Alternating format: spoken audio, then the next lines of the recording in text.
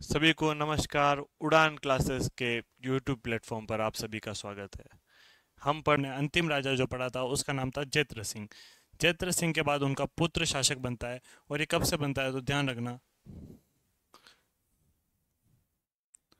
1253 से 1273। कब तक बनता है? 1253 से 1273 ईस्वी। इस समय राजा बनता गए कौन? रावल तेज सिंह। रावल तेज सिंह को कई उपाधियां दी गई है। अब वे उपाधियां कौन कौन सी है तो वे अपन समझते हैं। इनके पहली जो उपाधि है, अपन क्या बात करेंगे? इनकी उपाधियां। उपाधियां और उपाधियां क्या है? तो उपाधियां ध्यान रखना, पहली उपाधि है इनकी क्या? परम भट्टारक। क्या है? परम भट्टारक।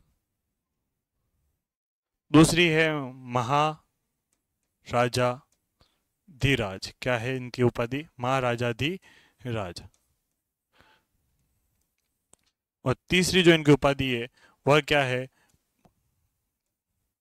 परमेश्वर। क्या है? परमेश्वर।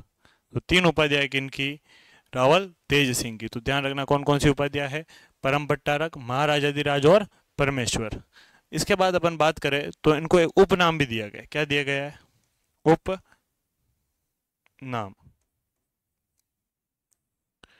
पराक्रमी शासक। क्या है? पराक्रमी शासक। पराक्रमी शासक। रावल तेज सिंह के समय में दो कार्य होते हैं मुख्यतः। कौन कौन से होते हैं? तो पहला, मेवाड़ राज्य का मेवाड़ राज्य का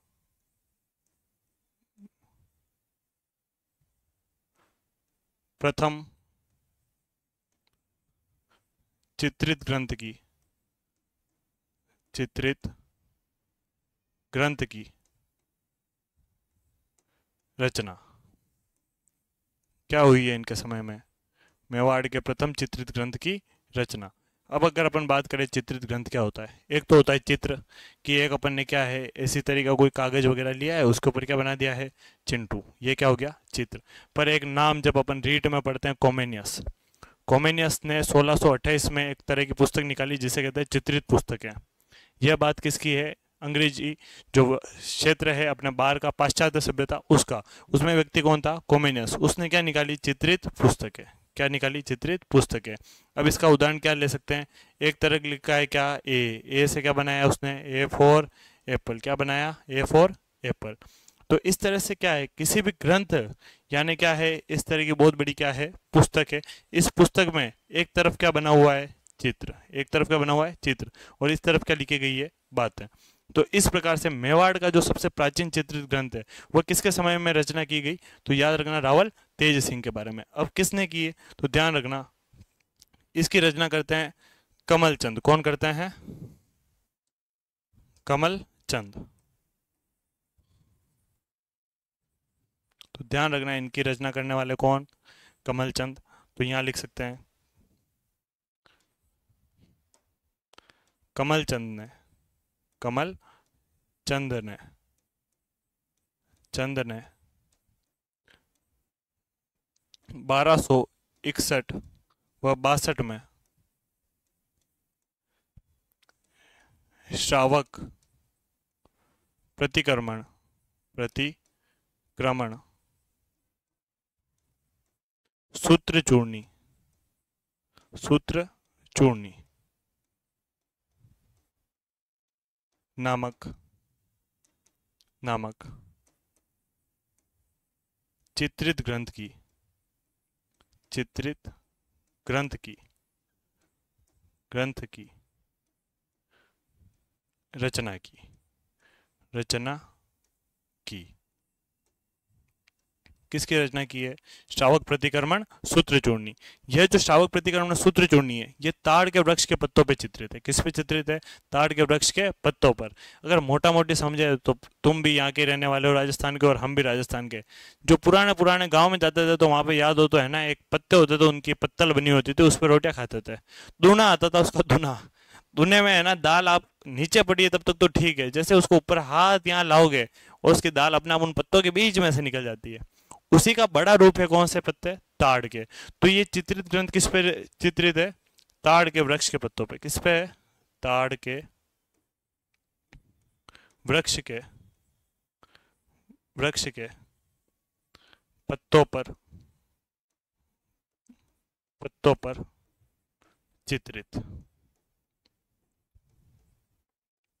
ताड़ के वृक्ष के पत्रों पर चित्रित किसके समय हुआ? तो तेज सिंह के समय। तेज सिंह के समय इनकी पत्नी थी, पत्नी का नाम था जयतल दे। क्या नाम था? पत्नी बराबर जयतल दे।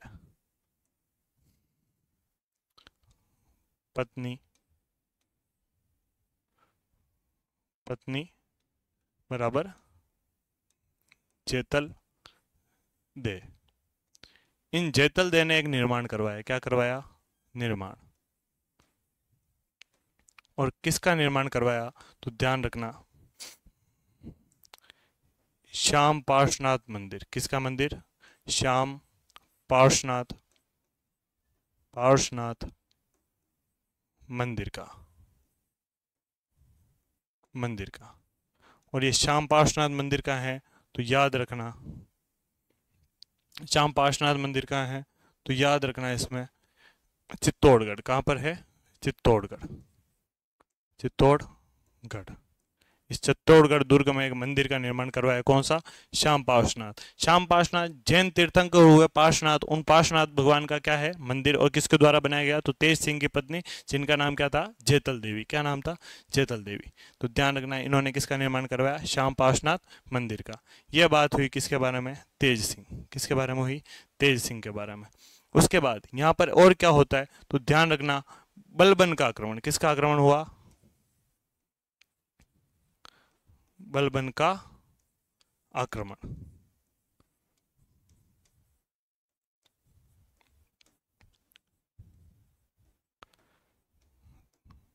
तथा बलबन पराजित हुआ। क्या हुआ? पराजित हुआ। इसी कारण से हमने तेज सिंह को क्या कहा है? पराक्रमी राजा। क्या कहा है? पराक्रमी राजा। बलबन तो बहुत फेमस है, उसके नियम थे कुछ, नियाबत खुदाई, सिजदा, पेबोस, उसके पैर के अंगूठे को चूमना, किस प्रकार के नियम लगाए थे। और इस प्रकार के नियम के कारण वहाँ के जो मंत्री थे, रोज सुबह पैर को चूमना है, इस कारण से रोज सुबह 3 बजे लाइन लगा देते थे कि है ना पहले कौन छुएगा। तो इस तरह के सिस्टम लगाए थे किसने? बलबन ने। तो बलबन का आक्रमण भी कब हुआ था? तो याद रख सकते हो किसके समय में? तेज सिंह के समय में। अपन बात करें अगले शासक अपने पास कौन आते हैं? समर सिंह। कौन आते हैं? समर सिंह। पूछ ले इनका समय तो याद रखना 1273 से लेके 1302। कब तक है इनका समय? 1273 से लेके 1302 ईस्वी। इनके बारे में क्या है तो ध्यान रखना, सबसे पहली बात, इनके समकालीन कौन कौन थे? क्या पूछेगा सबसे पहले? समकालीन दिल्ली के शासक।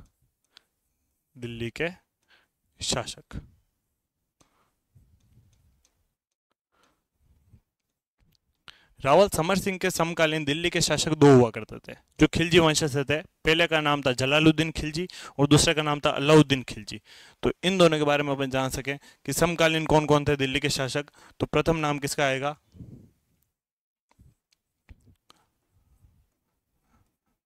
जलालुद्दीन खिलजी।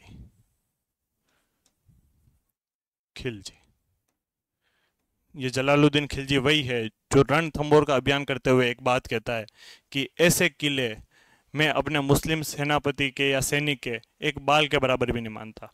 यह वही है। ये जलालुद्दीन खिलजी का भतीजा या फिर कह सकते हैं अपन जमाई। क्या कह सकते हैं? भतीजा या जमाई, जिसका नाम क्या था? अलाउद्दीन खिलजी, जिसे ने ही किसकी हत्या कर दी थी? जलालुद्दीन की। और उसके बाद क्या बन गया था? दिल्ली का सुल्तान। तो दूसरा कौन था? तो याद रखना कौन? अलाउद्दीन खिलजी। और इसी अलाउद्दीन खिलजी को अपन एक नाम से जानते हैं, क्या? AK-47। क्या है ये अपने? AK-47। ध्यान रखना, अलाउद्दीन खिलजी ने खुद को एक उपाधि दी थी, वो उपाधि दी थी सिकंदर सानी। क्या उपाधि दी? सिकंदर सानी। यानी दूसरा सिकंदर। तो इनकी उपाधि क्या है, तो अपन ध्यान रख सकते हैं नोट करके। नोट, उपाधि,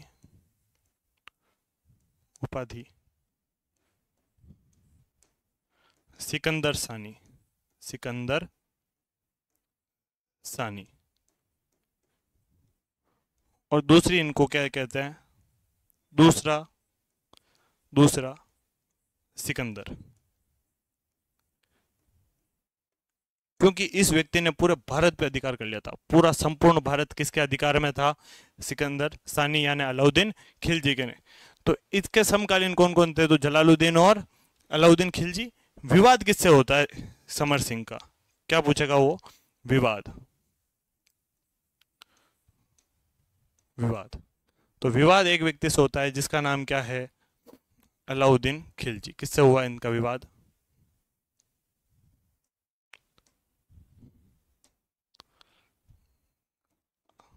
अलाउद्दीन खिलजी।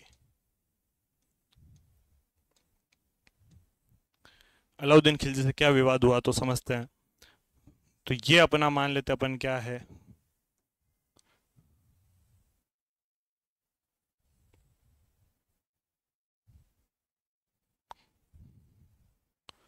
इस प्रकार का क्या है अपना राजस्थान। राजस्थान में इस जगह पे क्या पड़ता है, दिल्ली। क्या पड़ता है, दिल्ली। और दिल्ली का शासक कौन था, तो अपने वही एक के यानी अलाउद्दीन खिलजी। और इस जगह एक राज्य पड़ता है जिसका नाम है क्या, गुजरात। क्या है, गुजरात। और गुजरात में क्या है, बंदरगाह। क्या है, बंदरगाह।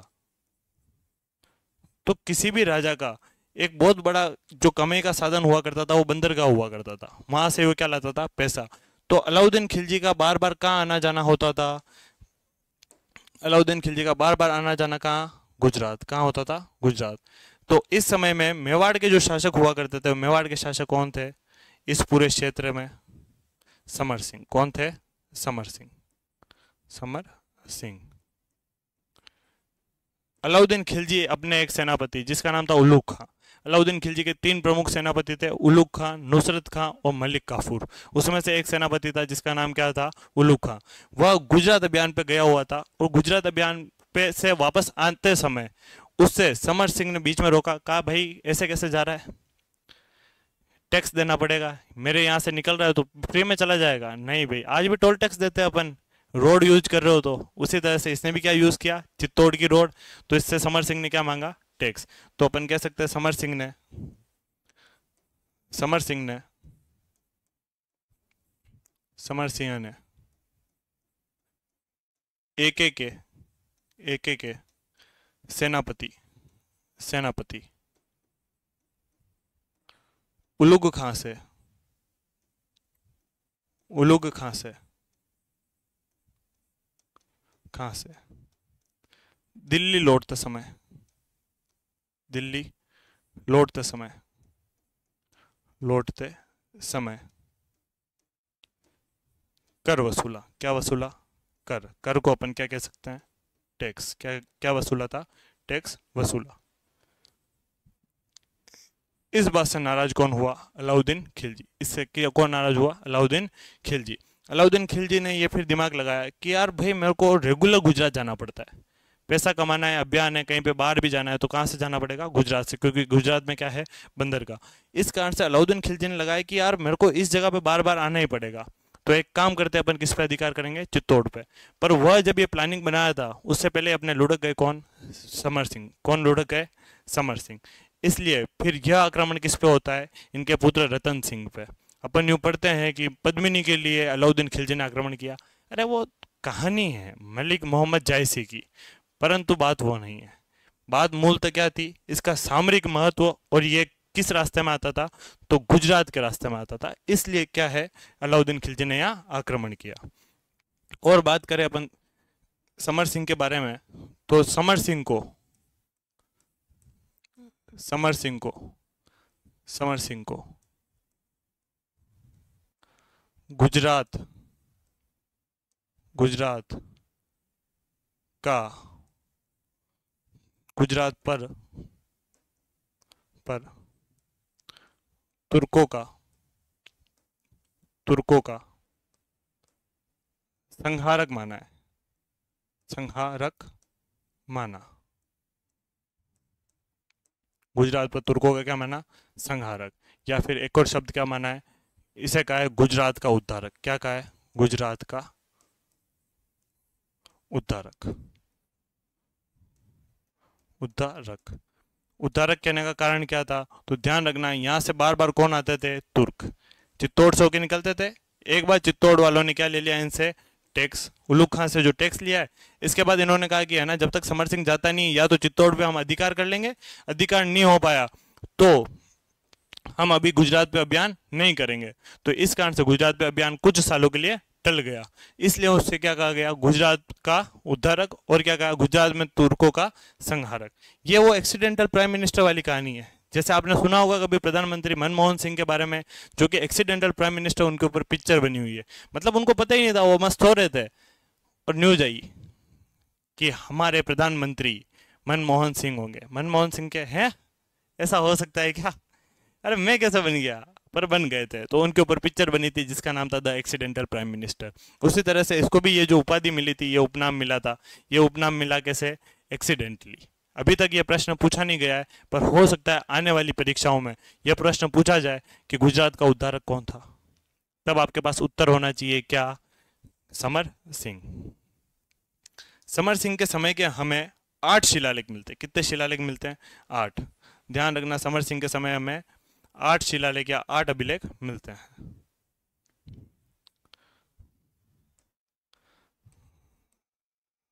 समर सिंह के समय, समर सिंह के समय हमें 8 अभिलेख, 8 अभिलेख अथवा शिलालेख मिलते हैं। शिलालेख मिलते हैं।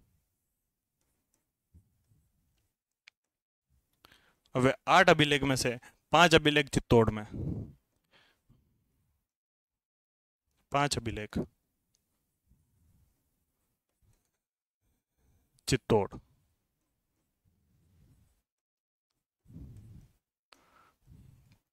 एक अभिलेख हमें मिलता है कहां से? दरीबा। कहां से मिलेगा? दरीबा अभिलेख।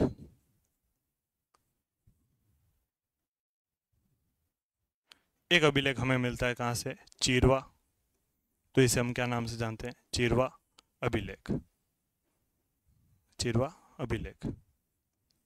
और एक अभिलेख हमें मिलता है कहां से? आबू से। तो इसे कहते हैं अपन आबू का अभिलेख। आबू का अभिलेख।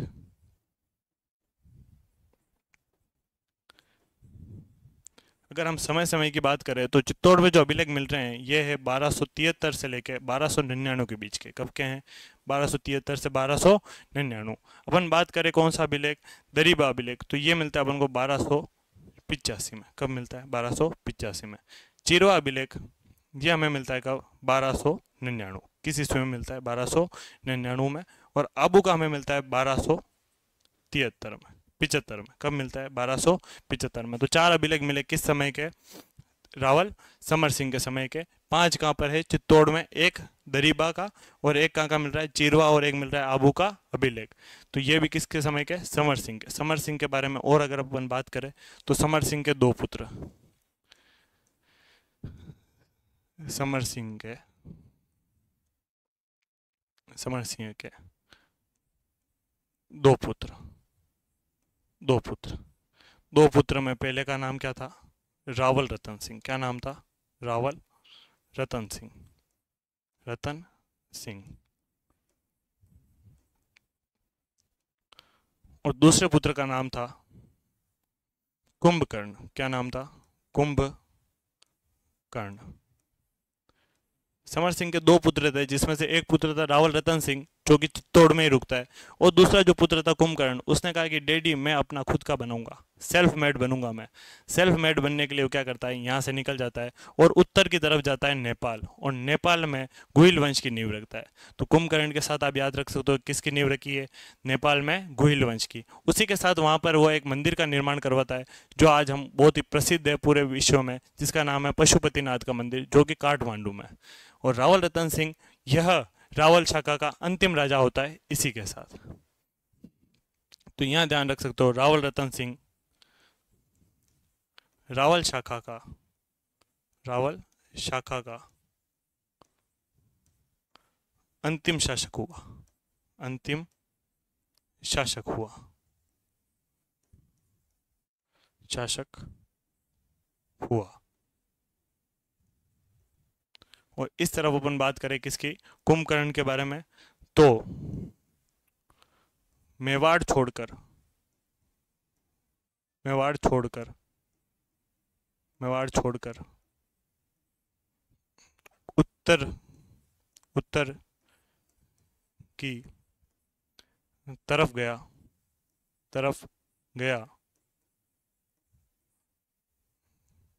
तथा नेपाल में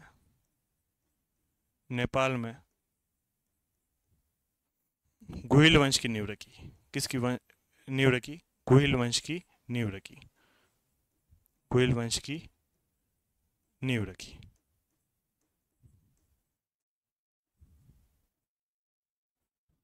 गुहिल वंश की क्या रखी है, नींव। इसी के साथ इसने एक मंदिर बनवाया है यहाँ पे, उस मंदिर का नाम क्या है, पशुपतिनाथ का मंदिर। निर्माण निर्माण निर्माण किसका करवा रहा है ये, तो याद रखना पशुपतिनाथ। किसका करा रहा है, पशुपतिनाथ। और पशुपतिनाथ कहाँ पर है, काठमांडू। कहाँ पर है, काठमांडू, जो कि नेपाल की राजधानी है। क्या है, राजधानी। ये अपन ने बात करी समर सिंह के दो पुत्रों के बारे में। एक पुत्र है रावल रतन सिंह, जो कि रावल शाखा का अंतिम शासक बनता है और चित्तौड़ में ही रहता है। और एक पुत्र था कुंभकर्ण, जो उत्तर की तरफ जाता है और नेपाल में वापस गुहिल वंश की क्या रखता है, नींव रखता है, और वहां पर एक मंदिर बनवाता है। वो किसका, पशुपतिनाथ का, जो कि काठमांडू में। आगे हम बात करें, अगला जो हमारा शासक होगा उसका नाम क्या होगा, रावल रतन सिंह।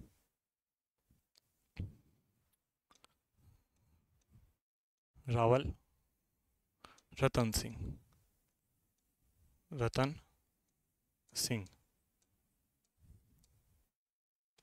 और रावल रतन सिंह का समय केवल 1 साल का है, 1302 से लेकर 1303 ईस्वी।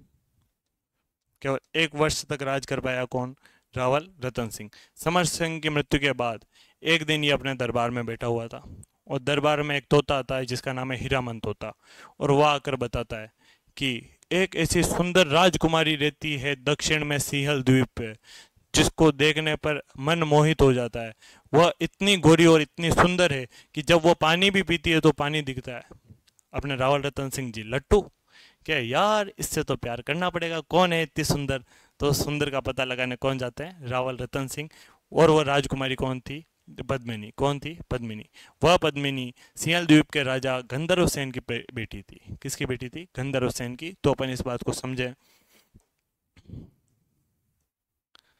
नाम क्या है, रावल रतन सिंह। रावल रतन सिंह के पिताजी का नाम क्या है, पिता समर सिंह। पिता समर सिंह। माता का नाम क्या है, माता वैसे पूछी जाती नहीं है तो अपन के लिखने की जरूरत नहीं है। उसके बाद अगर आपसे पूछ ले, क्या पूछेगा वो, पत्नी। पत्नी पत्नी का नाम याद रखना, क्या, पद्मिनी। क्या है, पद्मिनी। उसके बाद इनके सेनापति के बारे में पूछा जाता है, सेनापति। और सेनापति का क्या नाम था, गोरा और बादल। क्या थे, गोरा और बादल। तोता पूछ ले कभी आपसे, तोता, हीरामन तोता। कौन सा तोता था, हीरामन तोता। हीरामन तोता एकदम मानव की तरह बोलता है, पूरा पटर पटर सब बातें बता देता है, वो ऐसा ऐसा हो रहा है। इसका अगर आपको उदाहरण देखना हो वर्तमान में भी, तो आप झालावाड़ जाओ, झालावाड़ जाओ, गागरोन जाओ, गागरोन में एक तोता मिलता है जिसका नाम है गागरोनी तोता। वो गागरोनी तोता इसी तरह से बोलता है जैसे मानव बोल रहा हो। तो यहाँ पर भी क्या था, इसके पास एक तोता जिसका नाम क्या था, हीरामन तोता। इसका एक मंत्री हुआ करता था, मंत्री। और मंत्री के साथ ही उसको कह सकते हैं अपन गुरु। क्या था, गुरु। उसका नाम था राघव चेतन। क्या नाम था, राघव चेतन। अब अपन बात करते हैं स्टोरी, इनके और बात कर सकते हैं तो क्या याद रख सकते हैं, समकालीन शासक। क्या याद रख सकते हो, समकालीन शासक। समकालीन शासक कौन था, तो आपको पता हो, एक के यानी अलाउद्दीन खिलजी। कौन था, अलाउद्दीन खिलजी।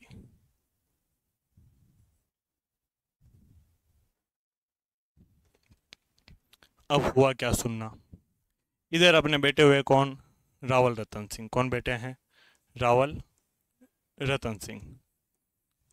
रतन सिंह दरबार में बैठे हुए हैं। सब यहाँ पे क्या बैठे हुए हैं, इनके दरबारीगण। जितने में एक यहाँ से तोता आता है, बोलता है पटर पटर कि सिंहल द्वीप में एक ऐसी राजकुमारी है जो बहुत ज़्यादा सुंदर है। राहुल रतन सिंह जी एक बार में कहते हैं कि आई वॉन्ट, मुझे ये चाहिए। तो चाहिए के लिए क्या है कि है ना, कहाँ जाना पड़ेगा, सिंहल द्वीप। तो ये है अपना क्या, मेवाड़, यानी अपन क्या मान सकते हैं, राजस्थान का। और यहाँ से जब अपन दक्षिण में जाते हैं तो एक द्वीप है जिसका नाम क्या है, श्रीलंका। क्या है, श्रीलंका। और ऐसा ही पता चलता है कि श्रीलंका को ही क्या कहते थे, सिंहल द्वीप। क्या कहते थे, सिंहल द्वीप। इस सिंहल द्वीप में राजा हुआ करते थे कौन, राजा गंधर्व सेन। कौन थे, गंधर्व सेन। गंधर्व सेन। और इनकी पुत्री हुआ करती थी, पुत्री पद्मिनी। पद्मिनी। तो अब यहां से जब रावल रतन सिंह जी गए ना, तो वो एक राजा के रूप में नहीं गए, वो गए एक सन्यासी के रूप में, कि अपने लेना देना नहीं है, अपने तो बस देख के तो आते हैं एक बार कितनी सुंदर है। तो अपन मान लेते हैं कि ये क्या था उनका, महल। महल में ऊपर कौन रह रही है यहाँ पे रूम में, अपनी हीरोइन। हीरोइन का नाम पद्मिनी। नीचे देखने आए कौन, रावल रतन सिंह। रावल रतन सिंह। और जैसे ही रावल रतन सिंह ने देखा, रावल रतन सिंह जी का ऐसा शॉट, टोपा खुल गया, अरे यार क्या सुंदर चीज है। तब क्या होता है, तब ये देखते हैं, पर अब ये पता है कि बाहर तो सेना है चारों तरफ, और सेना इनको जाने देगी नहीं, मिलने देगी नहीं, क्योंकि ये एक सन्यासी के रूप में गए हैं। तो ये क्या है, इन्हें पता चलता है कि पद्मिनी रोज जंगल में शिकार करने जाती है। क्या करने जाती है, शिकार। तो ये अपनी पद्मिनी कहाँ गई, शिकार करने। शिकार करने। इधर से आए अपने कौन, रावल रतन सिंह। रतन सिंह जी ने ले दे के यहाँ पे ही घुटनों पर बैठ के क्या कर दिया, प्रपोज। प्रपोज करते ही पद्मिनी, भाई ईगो तो होगा, आजकल तो जो छोटी मोटी छोरियां होती है ना, जिन्होंने कुछ नहीं देखा, शक्लें एकदम बुंडी बुंडी हो रही होती है, 4 दिन से अपड़ती नहीं है, उनमें भी ईगो होता है। तो फिर इनमें क्यों नहीं होगा, तो इनमें भी था। ये तो बहुत ही सुंदर, ऐसी सुंदर की रंग इतना गोरा कि पानी जब पीती है तो गले से दिखता है। तो फिर इन्होंने भी कहा, हु आर यू, बाहर निकल नहीं तो जूते मारूंगी तेरे। क्या कहा, बाहर निकल नहीं तो क्या मारूंगी तेरे, जूते। इधर से लेके कहा गया है ना, तो मान रहा कि मैं मेरे डैडी को कहूँ, अब ये आदमी मानने को तैयार नहीं, ये रोज लेके बार बार रोज प्रपोज करना आता है, I love you I love you, माने ही नहीं। कहे कि अरे यार तुम मान रहा मैं बापू को। पद्मिनी ने परेशान होकर किसे कह दिया, गंधर्व सेन को। किसको कह दिया, गंधर्व सेन को। और गंधर्व सेन जी ने लेके किसको पकड़ लिया, रतन सिंह को। और रतन सिंह को जाके बोला कि भाई कौन है तू, तू मेरी बेटी से प्यार करेगा, शक्ल देखी तेरी, बिल्ले, पागल, बंदर, सूगले। ठीक है, इस बात से और रतन सिंह जी को क्या आ गया, गुस्सा। रतन सिंह जी ने कहा, शट अप, मैं राजस्थान की वो रियासत जो सबसे प्रसिद्ध है, बप्पा रावल ने जिसकी स्थापना की, मेवाड़ का राजा हूँ। और गंधर्व सेन को जब ये पता चला, उस समय में मेवाड़ का क्षेत्र यूं मान लो पूरा राजस्थान का क्षेत्र था। और जैसे गंधर्व सेन को पता चला, क्योंकि मेवाड़ बहुत ही ज्यादा प्रसिद्ध थी, गंधर्व सेन ने हाथ जोड़ लिए। यह वही स्टोरी लगती है जो बाहुबली 2 में आई थी।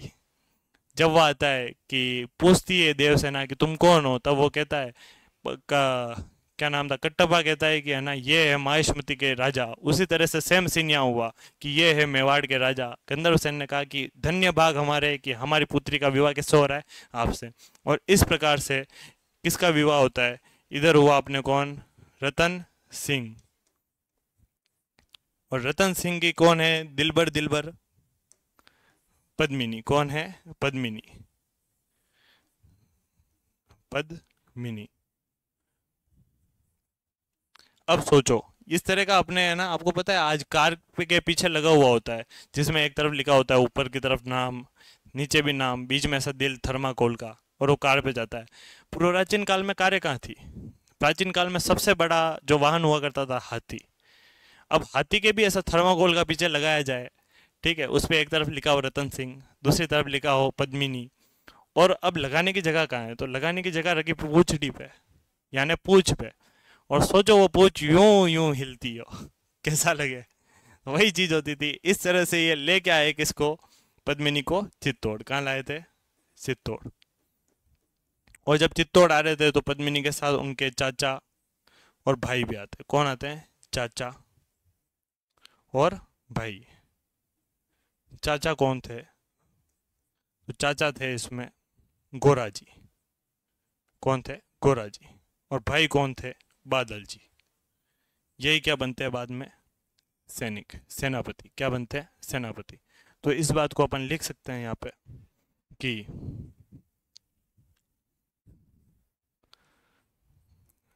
रावल रतन सिंह का विवाह, रतन सिंह का विवाह, का विवाह रानी पद्मिनी, कहाँ की, सिंहल द्वीप की, सिंहल द्वीप की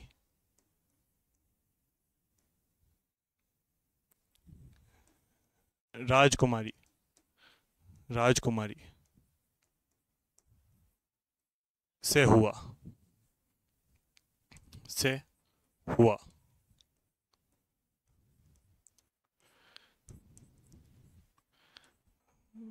पद्मिनी के, पद्मिनी के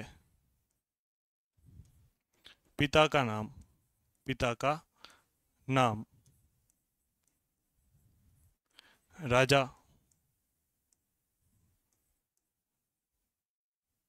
गंधर्व सेन, गंधर्व सेन था। क्या नाम था राजा का, गंधर्व सेन। और पूछ ले कि कैसे हुआ, तो रिश्ता कौन लाया, अपने तोता, तोता, तोते,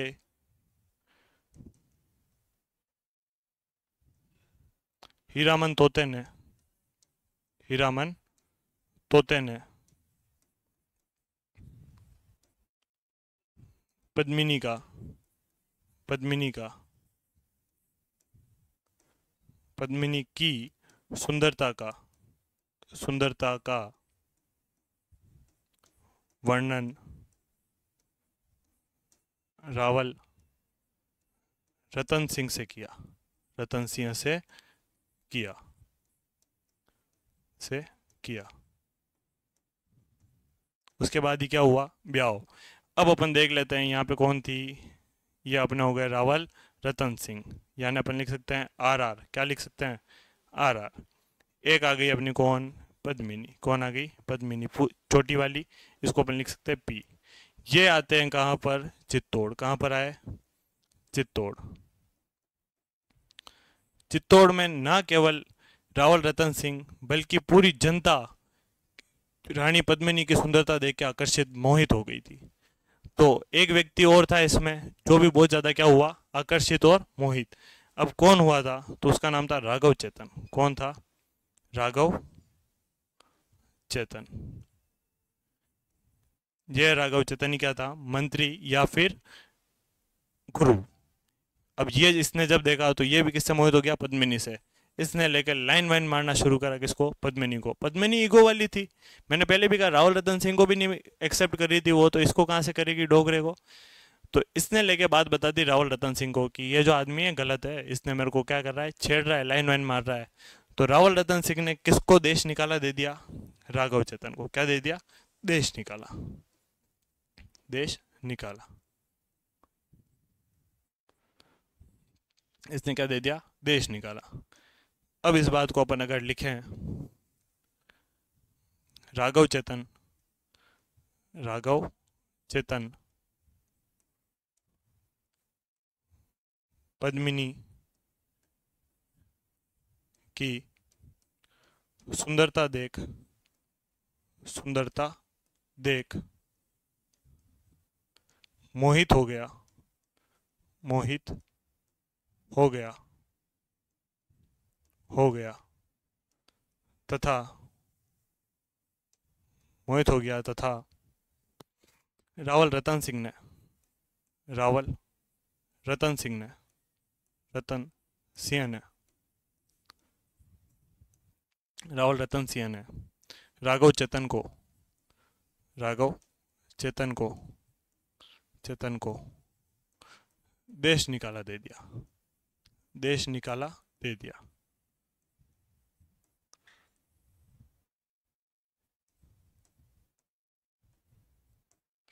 क्या दे दिया है, देश निकाला। अब ये राघव चेतन ने कहा कि बदला लेगा तेरा राघव चेतन। कौन लेगा बदला, राघव चेतन। कैसे लेगा बदला, तो ये यहाँ से जैसे ही देश निकाला मिला, ये कहाँ चला गया, दिल्ली। कहाँ चला गया, दिल्ली। अलाउद्दीन खिलजी पहले से प्लान बना रहा था, उसको मेवाड़ चाहिए ही था। और अब आइडिया किसने दे दिया, राघव चेतन ने। क्या आइडिया दिया, पद्मिनी का। किसका आइडिया दे दिया उसने, पद्मिनी का। अब पद्मिनी का आइडिया पहले से तो उसको चाहिए था कि है ना, मैं चित्तौड़ पे अधिकार कर लूँ, उसका सामरिक महत्व है, गुजरात के रास्ते में पड़ता है। अब उसके पास एक और कारण आ गया, क्या, पद्मिनी। इस कारण से अलाउद्दीन खिलजी बाद में क्या करता है, आक्रमण। तो देखते हैं,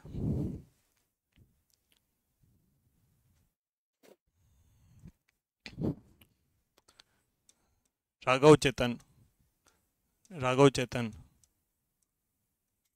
देश निकाले के पश्चात, देश निकाले के पश्चात, पश्चात एके के पास चला गया, एके के पास चला गया, पास चला गया, चला गया, तथा उसे मेवाड़ पे आक्रमण करने का, मेवाड़ पर आक्रमण करने का, आक्रमण करने का, करने का सुझाव दिया, सुझाव दिया। अब लेकर सेना कौन आएगा, अलाउद्दीन खिलजी। कौन आएगा, अलाउद्दीन खिलजी। क्या लाएगा, सेना। तो इधर अपन लिख सकते हैं 1 के प्लस सेना। अलाउद्दीन खिलजी क्या लेके आएगा, सेना। और इसके पश्चात इधर कौन है, तो इधर है अपने पास चित्तौड़ दुर्ग। कौन सा दुर्ग है, चित्तौड़ दुर्ग।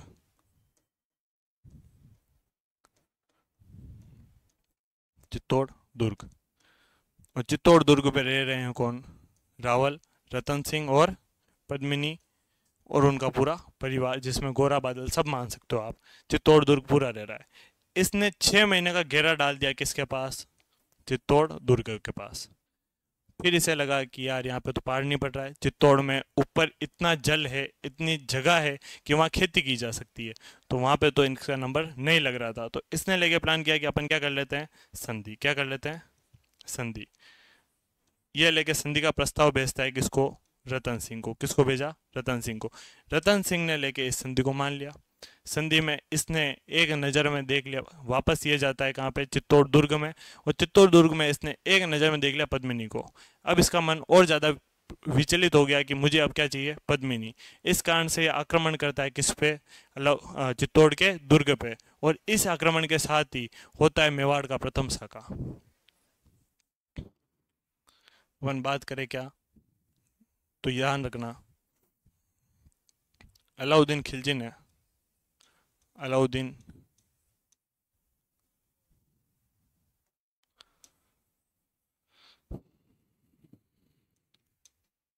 अलाउद्दीन खिलजी ने, अलाउद्दीन खिलजी ने 6 महीने, 6 महीने चित्तौड़ के बाहर, चित्तौड़ के बाहर डेरा डाला, डेरा डाला। फिर चित्तौड़ पर आक्रमण कर दिया। क्या कर दिया, आक्रमण कर दिया, कर दिया। इसी के साथ क्या हुआ, चित्तौड़ का प्रथम साका। तो अपन यहाँ लिख सकते हैं क्या, चित्तौड़ का, चित्तौड़ का प्रथम साका। मैं बता दूं मतलब साका का, साका क्या है, दो विधियों का एक समय समय सम्मिलित भाग है। क्या होता है, तो एक भाग में इसमें आता है जौहर और एक भाग में आता है केसरिया। जब लगता है कि सामने वाली जो दुश्मन सेना है वो काफी बड़ी है, हम उससे नहीं जीत सकते हैं, तो जितने भी राजपूत पुरुष हुआ करते थे वे केसरिया बाना पहनकर युद्ध में लड़ने चले जाते थे कि अब वीर गति को प्राप्त होना ही है। और उनसे पहले, क्योंकि पुरुष को हमेशा अपने परिवार की चिंता रहती है, तो महिलाएं अपने साथ अपने बच्चों को लेकर अग्नि स्नान कर लेती थी, उसे कहते थे जौहर। तो यह दो भागों में होता है। साका किस भागों में होता है, दो भागों में। तो इसका पहला भाग हुआ क्या, केसरिया। क्या हुआ, केसरिया। और दूसरा भाग हुआ इसमें क्या, जौहर। क्या हुआ, जौहर। बात करें जौहर केसरिया कौन करते हैं, पुरुष। कौन करते हैं, पुरुष। कैसे करते हैं, तो याद रखना,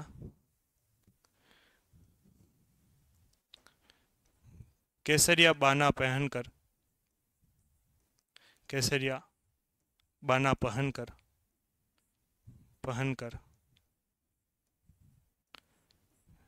रण क्षेत्र में, रण क्षेत्र में, रण क्षेत्र में वीर गति को प्राप्त होने जाते हैं, वीर गति को प्राप्त होने जाते हैं, प्राप्त होने जाते हैं, होने जाते हैं। इधर बात करें जौहर, तो जौहर कौन करेगी, महिलाएं। कौन करेगी, महिलाएं। क्या करेगी, तो ध्यान रखना, महिला 16 श्रृंगार, 16 श्रृंगार करके, करके अपने बच्चों के साथ, बच्चों के साथ अग्नि में प्रवेश करती है, अग्नि में प्रवेश करती है, अग्नि में प्रवेश करती है। महिला, क्योंकि उसका जब शादी करती है तब वो 16 श्रृंगार धारण करती है, और जिस दिन वह जौहर करेगी उस दिन भी क्या धारण करेगी, 16 श्रृंगार। अब जो पहला प्रथम साका हो रहा है, यह साका कब हो रहा है, तो ध्यान रखना, यह साका होता है 1303 में। चित्तौड़ का पूछ लिया जाए आपसे क्या, प्रथम साका, तो ये प्रथम साका कब होता है, 1303 में। और अगर अच्छे से बता दूं मैं, तो जनवरी 1303 में। कब हो रहा है, जनवरी 1303। इधर जो केसरिया है इसका नेतृत्व कौन करेगा, किसका नेतृत्व, केसरिया का, केसरिया का नेतृत्व, केसरिया का नेतृत्व रावल रतन सिंह। कौन करेगा? रावल रतन सिंह। रतन सिंह, जो कि रण क्षेत्र में जाकर वीर गति को प्राप्त होता है।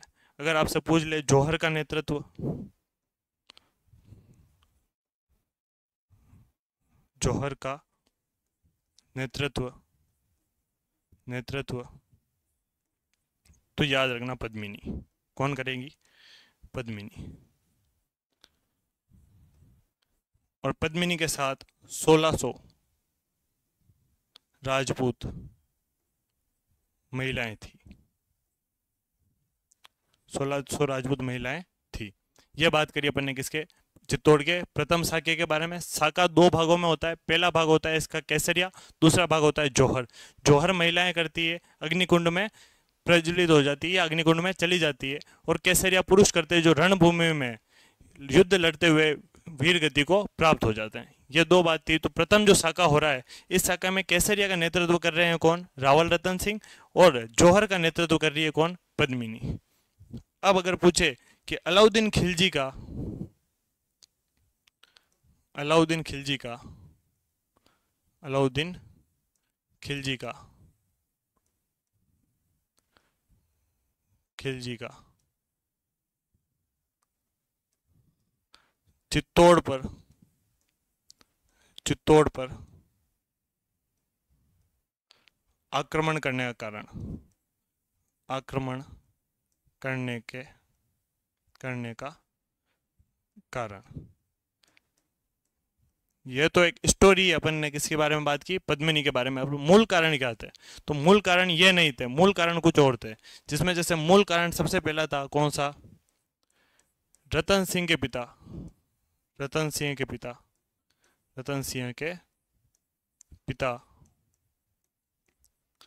समर सिंह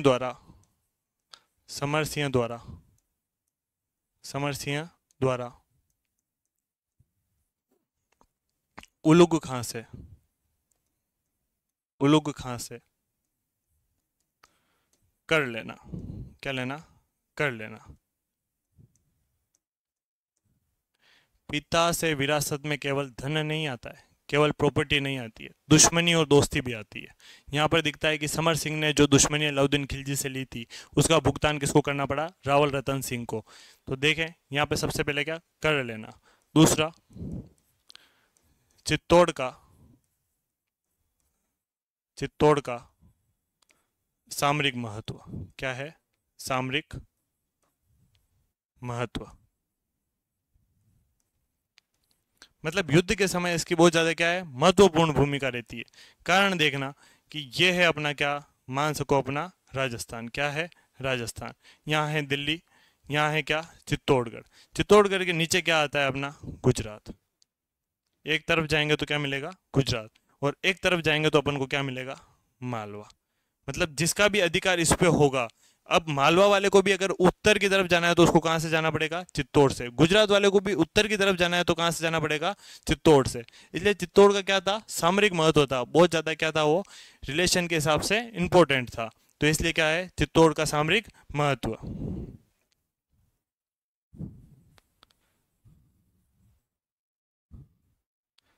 अगला जो था इसमें कारण, वो था चित्तौड़ की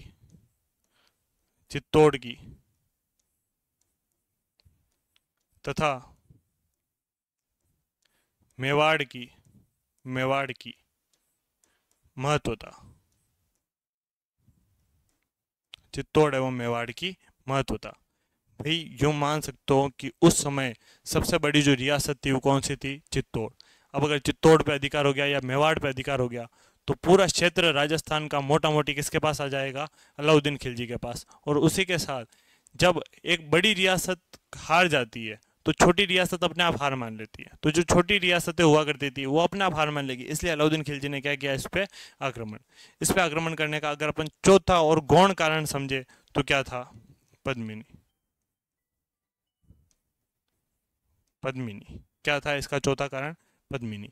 और इन सभी की हमें जानकारी कहाँ से मिलती है? तो 15वीं शताब्दी की एक पुस्तक है जिसका नाम है पद्मावत, जो कि मलिक मोहम्मद जायसी ने लिखी है। किसने लिखी है? मलिक मोहम्मद जायसी ने। तो अगर पूछ ले आपसे कि इस साक्य की व इस पूरी घटना की जानकारी जानकारी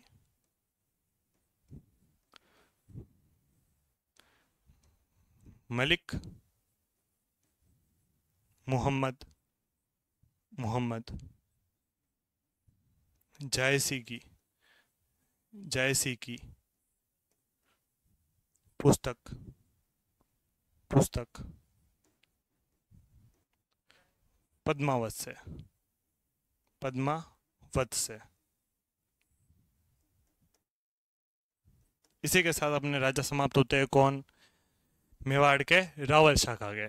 तो अब इसमें क्या होता है, जब अलाउद्दीन खिलजी चित्तौड़ पर अधिकार कर लेता है तो अपने बेटे को वहाँ का किलेदार बना के चला जाता है, जिसका नाम था खिज्र खां। और इस चित्तौड़ का नाम रख देता है वो खिजराबाद। इसका हमें पता चलता है एक दरगाह है उसका शिलालेख, जिसका नाम है धाबई पीर की दरगाह, और उसमें एक शिलालेख लगा है, उसी में ये लिखा हुआ है कि अलाउद्दीन खिलजी ने इस जगह पे अधिकार किया और इस जगह का नाम खिजराबाद रखा था, यानी चित्तौड़ का नाम क्या रखा था? खिजराबाद। इसके बारे में अपन पढ़ेंगे कल।